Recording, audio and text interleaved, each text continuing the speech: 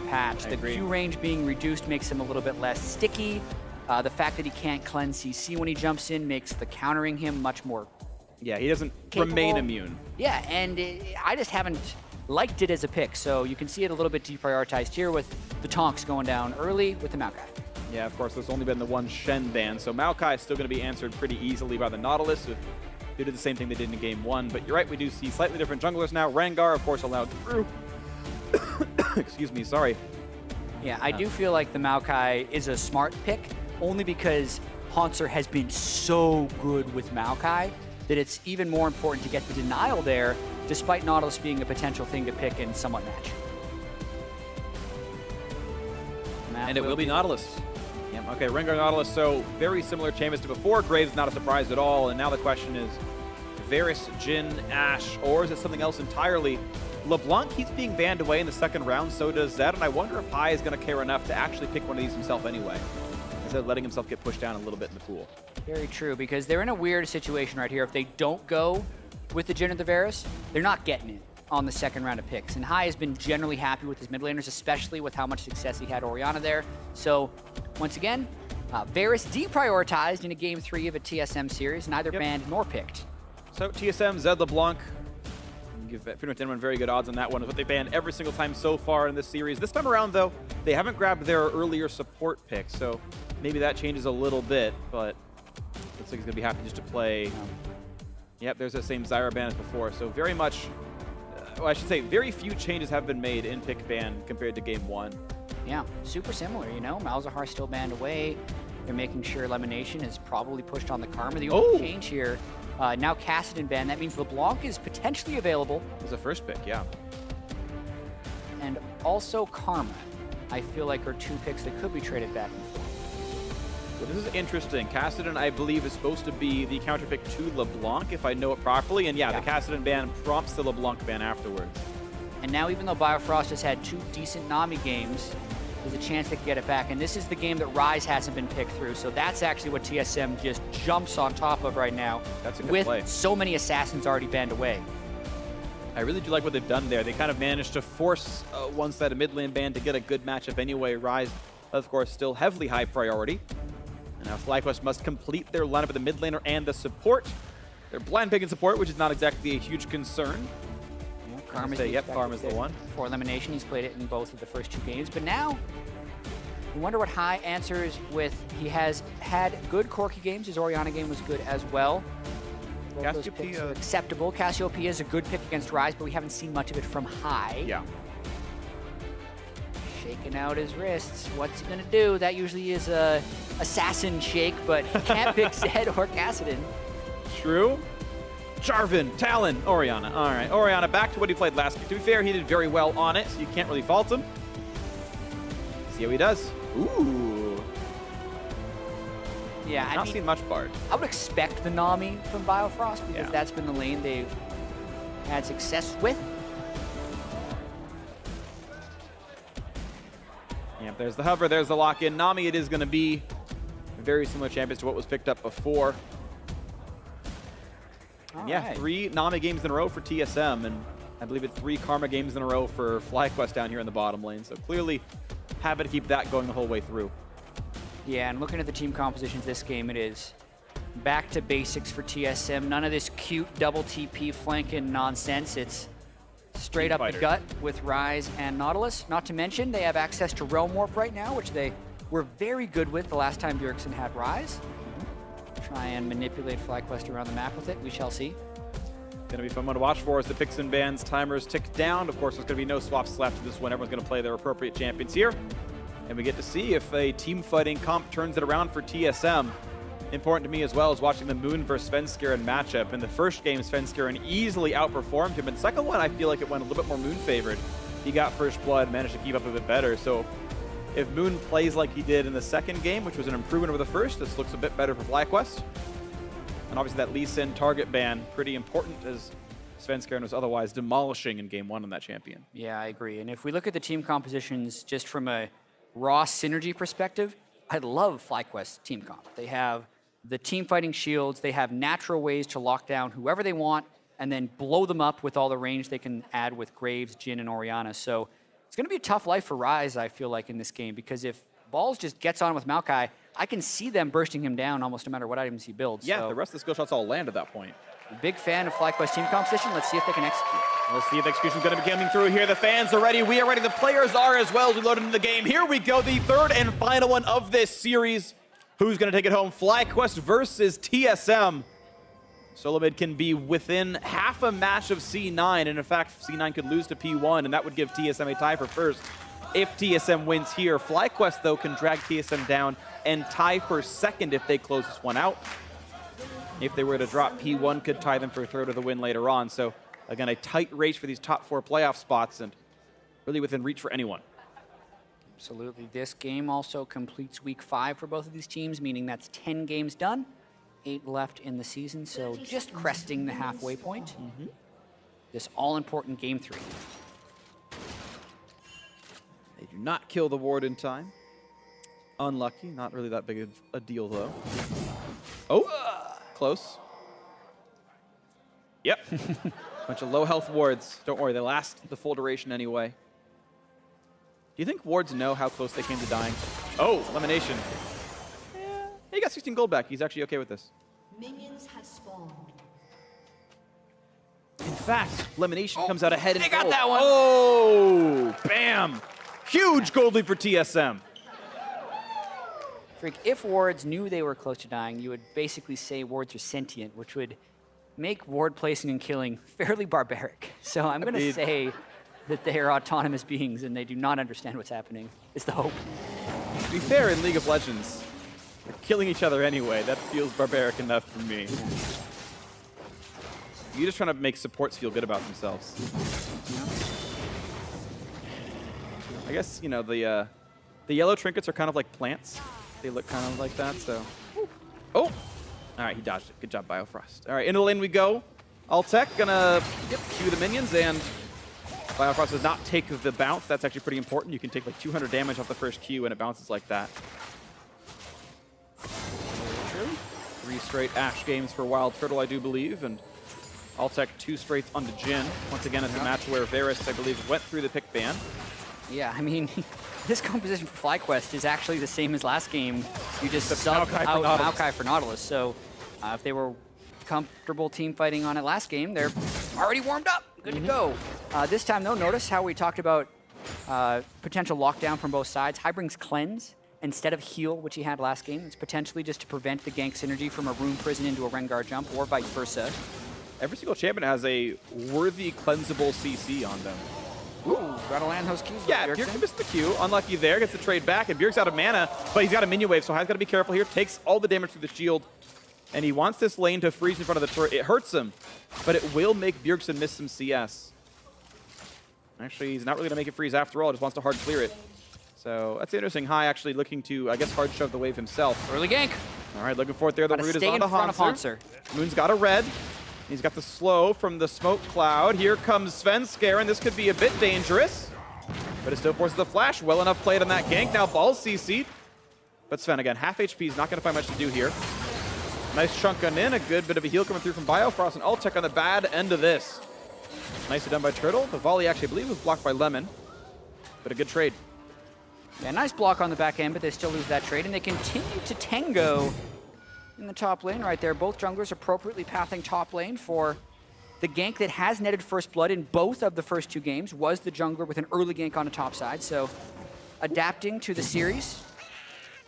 Nicely done there. Buys about 6 more seconds or so. He stops Svenskeren's recall. Moon's here already, and flashless. There's the flash W into the damage. The Q's going to come out soon, but be careful. Svenskeren can do plenty. Jumps right back in. One more hit will do it, and he can't do it. But Sven's low, and that's the forced flash. And well, it's 2 flashes for 1, but it's a better recall timing for FlyQuest. Yeah, and Hauntzer's got to get back to that lane right away so he can catch the end of that wave. And if they can't interrupt his recall, it's going to actually be mostly net neutral, even though FlyQuest did end up winning that trade.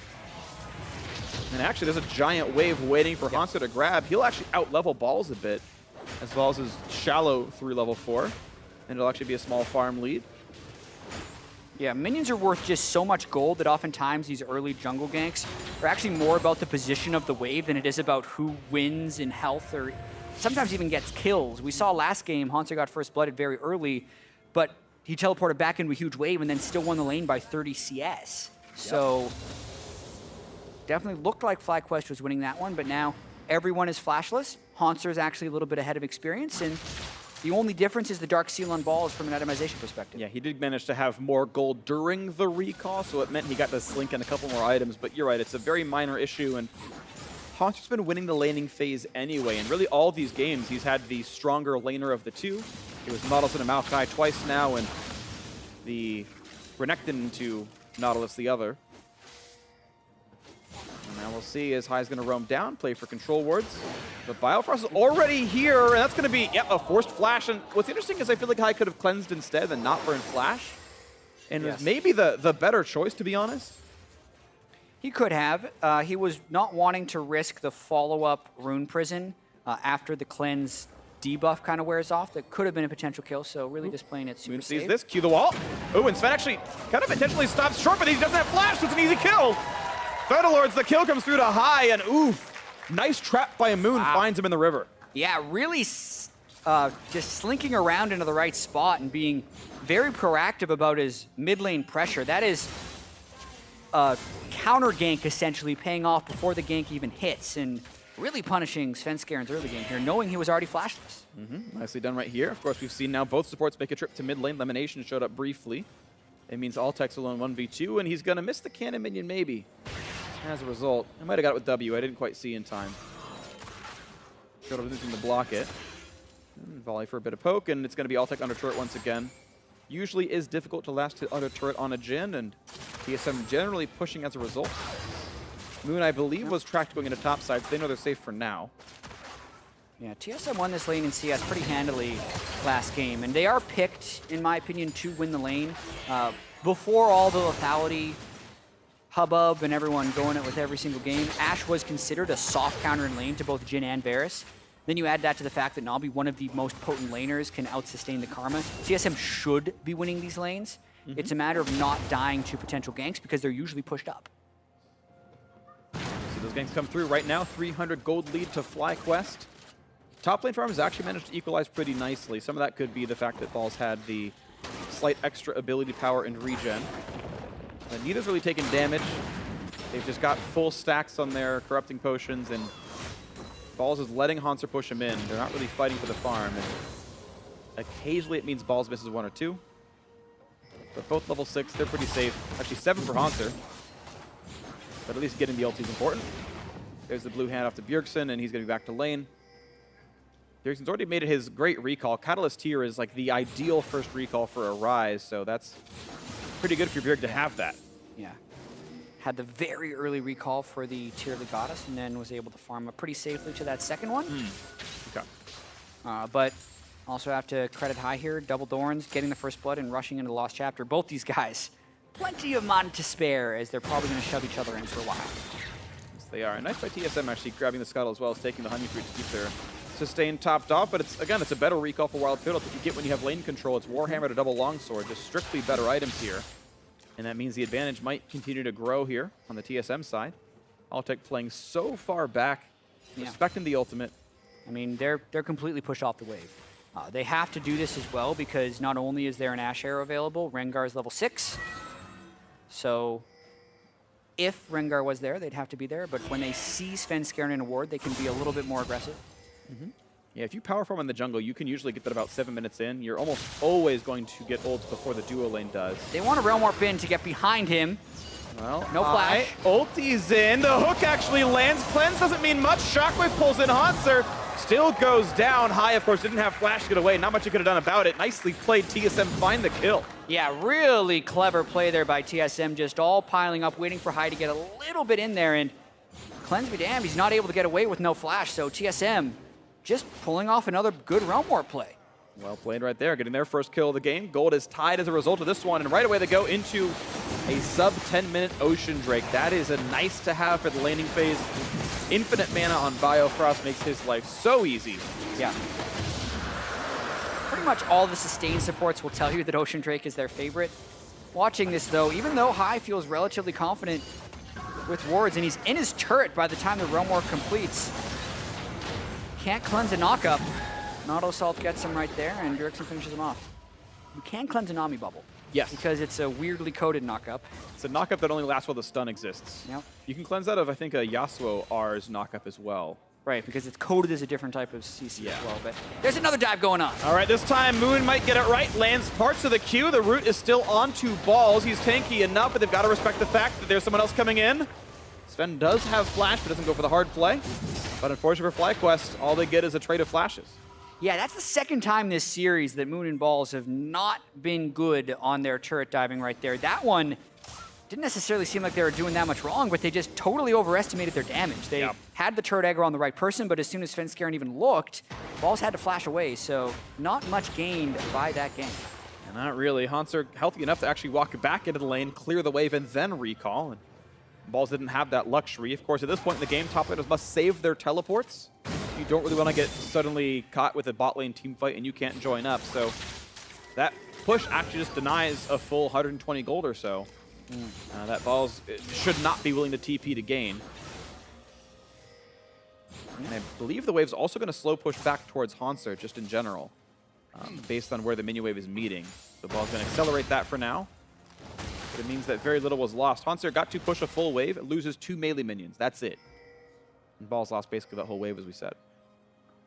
Yeah, items mostly mashed in the top lane, and as you mentioned, both guys saving their teleports because they've reached the point in the matchup where it is a noodle fight. They both just built Spectre's Cal to defend against each other and not help their damage in the slightest, so they are now looking for opportunities to teleport into fights while they shove waves in.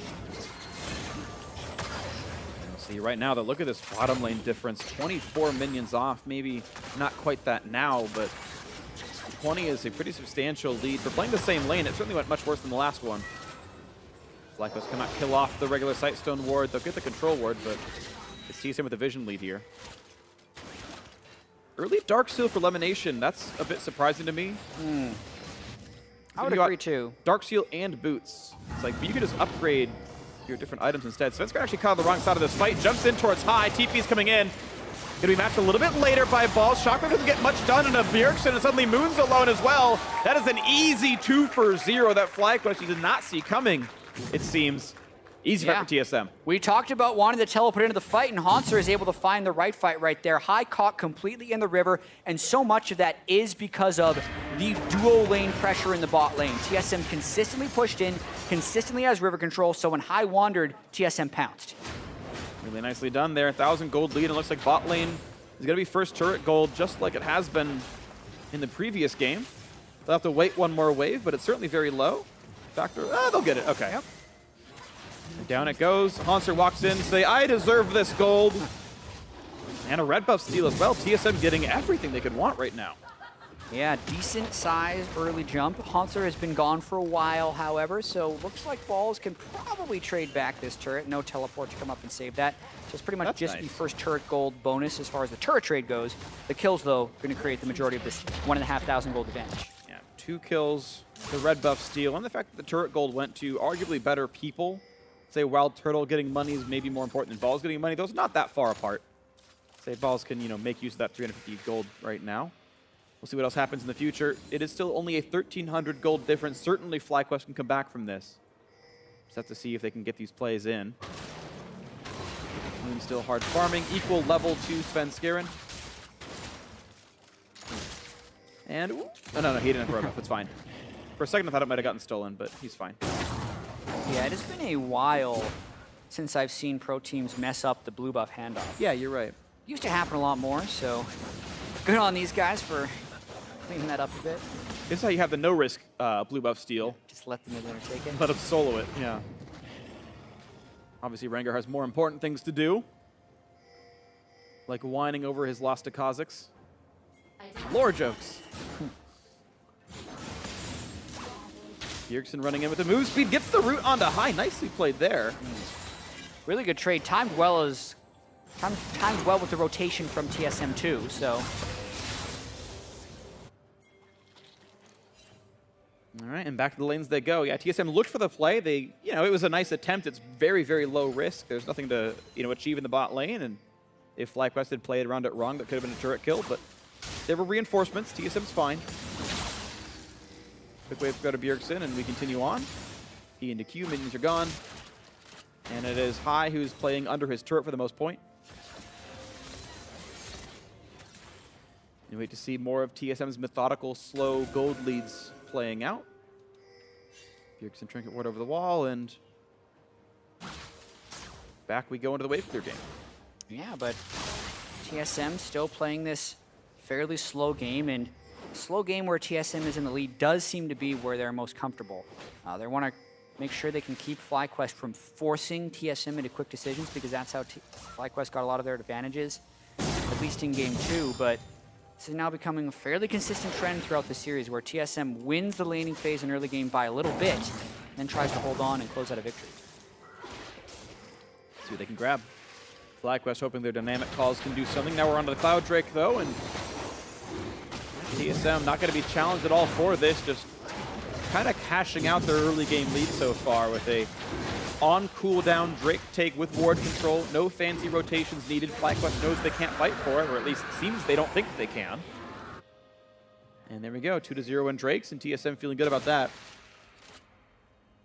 Yeah, the Ocean as well just empowers their laning phase.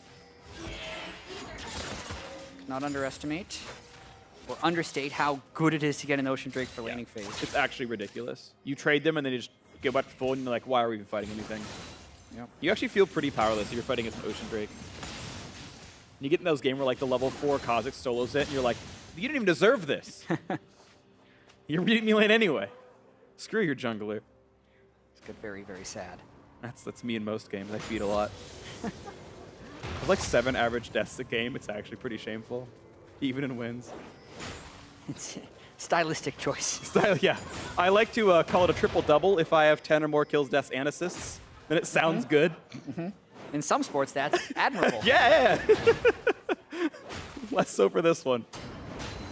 Hauntzer pushing up the waves. He's actually got WildTurtle joining him now. TSM making the first kind of dedicated rotation to this game, putting the dual lane up there, and Sven joining as well, which means it'll be a very, very fast turret kill. Balls could not possibly won before this. And he's trying anyway because Moon's around, but the bubble lands. Oh dear. And he couldn't possibly win before this. He's going to try anyway and just dive for it. Biofrost has aggro, and he flashed away in time. That's an easy kill that Balls should never have given away. Yeah, Moon was behind him as well, so I think the idea was that they were going to somehow outplay them in that situation, then try and trade a turret down bottom side, but they're really just daring TSM to execute a proper turret dive, and TSM does. So FlyQuest then punished for that move. Well, at least it's a turret trade, but that would have happened regardless of what Balls did here. He could have stayed alive and gained XP. And now it's worse, because they don't have Balls and Moon to clear the next wave. Moon can't hold 1v4. They could at least clear the minions 2v4 a little bit on that second turret because there's no dives prep behind them. TSM comes out on top, but Moon actually moves to the mid lane. Now we got a teleport, so this is that forced action we're talking about. FlyQuest tries to go for it. It's high risk, though. 2 turrets for 2. Svenskeren around, no ulti. Here comes Kurt. Hauntzer in melee range, but Biofrost, 100 HP left on him. Bubble's going to mean not a whole lot. Moon caught by the stuns, though. That's going to be him going down. Sven gets the kill. Shockwave on 2. Sven is almost dead. Heals up, and he just can't quite die. FlyQuest just can't kill him off. They're forced to flash away. Hai's out of mana. Looking for the next one in, and it's going to be Hai already dead, and Hauntzer just slinking out. All of the health bars flashing red, but it does not matter. The cleanup is there. That's a 3 for 0. Looking to make it 4 if they can. They will. And there it is, a double kill in. TSM 4-0 in that fight, a catastrophe for FlyQuest. Yeah, they're looking to turn this one into a stomp because that is a 7-kill lead, and they have exactly the right response to FlyQuest siege in the mid lane. Altec opens up, had no idea Hauntzer was already behind him, wastes the curtain call, and even though Hai lands an admirable shockwave on 2, it doesn't finish anyone, then he's run out of mana. So Bjergsen can just walk in the back of the fight with no threat whatsoever. Everyone can basically go melee range. They clean out the rest of them right here. And then presence of mind to realm warp down for the karma kill at the end as well. Just icing on top of the cake. I absolutely agree. So a sweet tooth for TSM. They've gotten everything they needed here in this one. 5,000 gold lead. Mid lane outer killed off. 4-3 in turrets, actually not the biggest difference.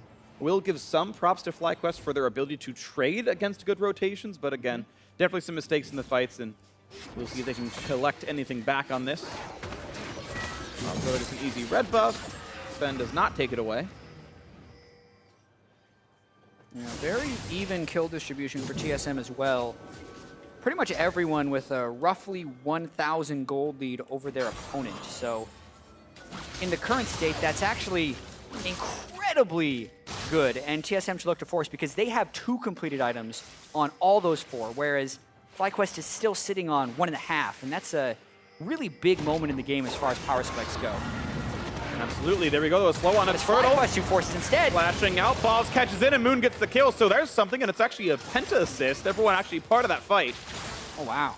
And maybe FlyQuest can get something done. Svenskeren's ulted, but he can only jump balls for a crit. That won't mean much.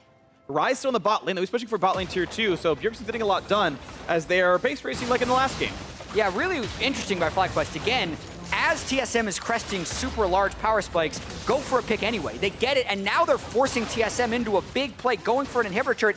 Even in a 4v5, TSM might be able to take him. FlyQuest want it, though. It's a 3v5 because Svenskeren's not in the fight. He was clearing out the mid lane wave, so 3v5 is what they're going to take. They're going to get a lot of damage on a Hauntzer. Shockwave is available. Hauntzer's going to die for this one. Maybe a bit of a waste on the Shockwave, but he wanted to predict Flash with it.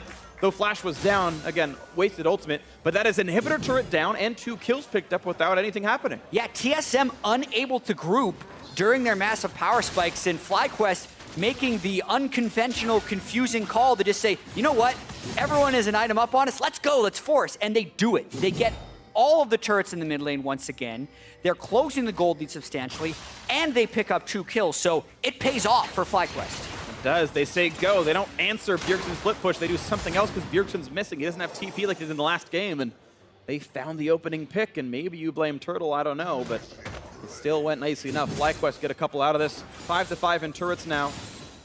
But Bjergsen is farming a Storm. 228 minions, highest in the game by a lot. You can see 9,500 gold, 1,000 over actually anyone in the game. Yeah, so incredibly fed. The solo turret gold he got in the bottom lane add to that, but inhibitor turret exposed once again. I mean, we've kind of seen this before. TSM hasn't defended that mid lane turret well, and FlyQuest has been able to make some very decisive and quirky calls, I'd have to say, because just thinking of that from a macro perspective, you want to play defense as a team that's down by 5,000 gold when the other team has all the power spikes on you, but FlyQuest do the exact opposite, and it's almost like only a crazy person would go aggressive in this situation, but because TSM didn't prepare for that, and they're like, let's dictate to them, let's force a split push, Turtle steps out of position, TSM didn't set up the prey properly, and FlyQuest instantly pounce on it, and that's the wild card factor that this FlyQuest team has over other teams. This will be a triple Cloud Drake game. TSM already have 2. The next one to spawn is going to be a 3rd, and well, if you're going to play the rotation game, I feel like running fast helps you line up against that pretty well. This actually could really help TSM against the way FlyQuest plays. And they can react a bit more cleanly to what's going on. Gold difference still, 3,500. There's a lot to work through, but FlyQuest have Baron control. And they're looking for Bjergsen. Can he run warp out? If he doesn't see it coming, he's not going to have time. Okay, they see him. Can he land CC? Nope. Yeah. All right, good escape. Altec essentially wasted his Deadly Flourish early, and then Bjergsen saw, well, there's no way they can apply damage and hit Deadly Flourish again before I can run warp out. And since Balls wasn't leading the charge with something like a Twisted Advance or a Q, they were unable to interrupt. Yep, so not a lot really gained on either side. It's often hard to make use of that Ryze ulti cooldown, so don't expect that to be a meaningful cooldown missing. TSM able to push in the mid lane wave, and they're back to pushing top. All 3 lanes actually are pushing in TSM's favor. It's much more vision for the red team. They're getting more out of the map. Thankfully for Moon, he's not losing his jungle just yet, but it doesn't take long until you start getting wards in there and you make his life even more difficult. Yeah, keeping up his farm pretty well. Looks like both him and Svenskeren are going to be going for Edge of Night as their serrated Dirk upgrade. But as the waves are continually pushed in for FlyQuest, the answer more and more becomes, well, if we want to make a play, we should just go mid lane. That's where the Explosion Inhibitor is, and that's a rather risky strategy to pull off, and it's about who can get the pick on whom. Will WildTurtle fire an arrow for an initiation, or will he get caught again? Well, Edge of Night is on. Here's the ulti in. Damage on a Turtle to hit 1 shot. Now looking at Hauntzer, then back to the mid side. He lands a couple of these hits. Biofrost a little low. Hauntzer the front side. Bjergsen catches in though, and it's going to be Lemonnation stunned up and blown up. He's gone to the start. Beautiful double bubble means a lot more is going to happen. Redemption to buy some time. A double kill in. Make that a 3rd. His Balls is going to drop, and well, nothing's happening well for FlyQuest at all. It's only High left alive, and he's not going to stop this one. Into Baron TSM goes. Yeah, that's about as good as the collapse could have gone for TSM. as they get everyone access to the back line with the delayed ultimate coming in from Svenskeren. That's a 25-minute Baron for TSM. No chance to steal it. There we go. TSM going to be up. It was 5,500. Make that 7K now. Minion waves don't even need manicuring. They can just reset right away, buy their items, and really push into this game. A blue buff skill to cap it. And TSM could close this out. Yeah, still notice how they wait a little bit to try and get the right flank initiation. This is why TSM just executes so much better with Hauntzer on a tank. He's the one who keeps them occupied while Bjergsen and Svenskeren flank around with the AShe arrow that still catches Lemonnation. But then just the knock-up chain from Bubble to Nautilus ultimate just gives FlyQuest no chance. High Moon combo has to turn tail and run away at the end of that one. Not the fight FlyQuest was looking for. Yeah. Oof. And unlucky, you know? The facepalm comes in, and FlyQuest knew after that Game 2 win, even though they were starting to take a couple of losses, that they were catching back into the game. They had gotten those 2 picks in the mid lane. They took the inhibitor turret. Gold lead was only 3K. You can clearly come back from this. And then that team fight, they chased into the Nautilus. They grouped up. Obviously, we saw Bjergsen got that flank, and it's like, oh, that game. It was within reach. Now it's going to need almost a miracle. Yeah, well, if you're looking for a team that can come from behind, it has often been FlyQuest. They have the open inhibitor in the mid lane, and if TSM missteps within the base and High gets a good shockwave, there is the potential for the turnaround. However, there's a lot more magic resist on TSM this game. They have the Abyssal Scepter, the Edge of Night, they have a full tank. The only guy without a magic resist item is WildTurtle. So it is a harder fight for High to turn around if he's looking for another huge performance on Orianna. Let's see if it can happen, though. The burst damage is still there. Graves, Maokai, and Orianna can still hit 5 people at once for a couple hundred apiece, and maybe it lines up, but they're going to need something a bit magical here. TSM split pushing their way in. Ryze and Rengar in the mid lane, now ulting down to join Hauntzer in the bot lane, bringing a couple minutes with them, and it's going to be the 3v1 against Balls yet again. Takes a while. It'll take some time. The Shockwave buys a little bit as well, and maybe this actually works for him. Redemption buys a bit. Still into Hauntzer. Shot's going to come through. Altec gets a kill. Ball's still durable on the front side. Gets away from Bjergsen. Turns out they reacted in time, but Balls is hit up. He gets crit up, and he gets killed off. Nicely played. A 1-for-1. Both teams lose their top laners. Yeah, a moderate misstep, though, from TSM for sure. Not sure what they expected to accomplish against the Sunfire Cape Spirit Visage Maokai when they go down like that. They do not kill him close to in time, and then do eat the shockwave that was the way FlyQuest could get back into the game. I say it's lucky for TSM to get out with a 1-for-1 trade. Yeah, it was very close to getting more for that from FlyQuest, and actually very fortunate that Balls died at all. He actually died with flash up, so I feel like maybe a misplay from him to even give away that death. But TSM say, okay, our bad, let's reset, let's try it again. And they've still got that 40 seconds of Baron buff, which they can use to try one last time, or just turn for the Cloud Drake. Yeah, well, they actually feel like they have an angle onto someone. Hello! Satchel's over, but he is alone. Now, can he get the reinforcements in time? Here comes the dissonance for the move speed delta. Well, hold on, though, because the rest of the team is still coming into the realm. Warp Shockwave, and yes, it's going to pull in a couple. Good early damage. Biofrost doesn't get hit with the root, though. Sven in the wings, and actually there's no Ashe close by. That is a nice shockwave, though, well timed by High Moon. Oh, he's gone. He's just done. The arrow and the Svenskeren combo comes through, and that means it's the third Cloud Drake easily. So pretty. Moon thought he was safe because he had the Edge of Night shield active, but Svenskeren clears it for the Ashe arrow, and that was nearly the defense FlyQuest needed. This High completely stuffed the Realm Warp with Orianna and saved Lemonnation, but on the backside, Moon falls. TSM get a slight lead, now without Baron though, so much harder to break the base. And TSM actually prioritizing the base over the Drake, of course, as you only have some times the enemy jungler is dead and an inhibitor turret's harder to kill, so they use this time to go for the durable objective. Altun's gonna land on the 3 people. It's still a 5v4. Moon's alive in 4 seconds. And it's enough time for the inhibitor to be killed off. And they go out on a Balls. Look at the damage output there. Back on a Svenskeren. They can get it with one more shot, and they do. They pick off the jungler. The over-aggression once again actually turned around. The inhibitor itself actually lives, and TSM must retreat for a bit. Another good hold by FlyQuest, and they didn't even have to burn summoner spells for that, so I think it's going to be a very critical point in the game if Balls can use his flash offensively. We talked about him saving it through all of this when he even died for it, because if he can get onto someone like WildTurtle or Bjergsen to close out a fight, that could be huge. And also, if TSM would have killed this Drake, I believe, 30 seconds earlier. Another Drake would have been respawning before the Elder, but now they got pretty much as close as they can get to a 35-minute Elder Drake. Which actually might have been intentional, to be honest. I didn't think of that, but I actually wondered, I said, you know what, kill it after 29, and that way we ensure we can start using that to close the game out. TSM, obviously the team with the lead, just wants major objectives like these to grab as game-winning plays. It's much easier, I would say, to kill an Elder Dragon than it is to kill an inhibitor turret or a Nexus turret. So TSM wanting more levers that are easy to reach. Yeah, and you can see the gold lead having little hiccups here and there for TSM as FlyQuest has mounted some successful defenses here and gotten picks where necessary to halt TSM pushes, but the item lead is still very real. The death cap is being built by Bjergsen right now. When he gets that, he's going to be massive. WildTurtle has a big item lead onto Altec right now. He's built up his crit scaling as well as his armor pen right now, so that's huge. Exactly the point you want to be at as Ashe, where you do outscale the Jhin. Yeah, and he's going Mortal Reminder, which will cut the healing down from balls a little bit, and it'll cut the healing off the eventual redemption out from Lemonnation. He's building towards that just now.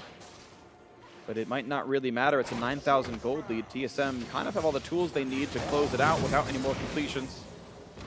And with 1 minute until Baron spawns, looks like that's what they're playing for. Just taking away the jungle, putting the wards down, being ready to play for a game-winning neutral objective. Yeah, TSM just looking to keep FlyQuest pushed into their base, get as much ward control as possible to try and eliminate FlyQuest's ability to defend safely. Once again, TSM had a very tough week up on the schedule with Cloud9 and FlyQuest, who have basically had that battle for first at the end of last week. Both these series have gone the distance as well for TSM. 2-1 over Cloud9, looking for a 2-1 over FlyQuest. And yeah, you're right, it's the hardest possible week they could have. It's first and third. FlyQuest all up the mid lane. There are flank positioning. It is an open inhibitor, keep in mind. But you're right, the flank is there, and they've got to navigate this properly and cut off the angles. Ryze a bit by himself, but he knows it's coming. Oh, the spell shield is off too! The shields are there, though, and he's going to be able to walk away. Rengar ults, they know about it. The hook comes in, but Ball's an okay target. They're okay with this. Middle inhibitor open for TSM as well. They're running it down the mid lane, up the gut. They're looking for the damage here. Bjergsen does plenty of damage. WildTurtle as well. Sven can see FlyQuest running around. That will be inhibitor down. Nicely played TSM. Capitalize off the FlyQuest move. Yeah, well done. Trying to re-speed balls up for a fight. If they could get onto Turtle, remember, still has the flash, but doesn't want to go way too far in, knowing that all ultimates except for Rengar's is up. Ooh. Maybe aggressive by Hauntzer, roots into the front line, and Balls is going to ult when the fight actually starts. Bubble is on, 2 mans down to the back line. Tidal Wave buys a bit more as well, but Curtain Call gets the full channel time, and it's going to be Rowan to get out. TSM don't want to take any more damage. They know they can get forced, and Hauntzer was too low to team fight. I wonder if FlyQuest go for the YOLO Baron and say, I dare you to fight us. I mean, super risky. There's a massive minion wave in the bottom lane right now that may end up taking the majority of the turret by itself, but FlyQuest does love forcing Baron.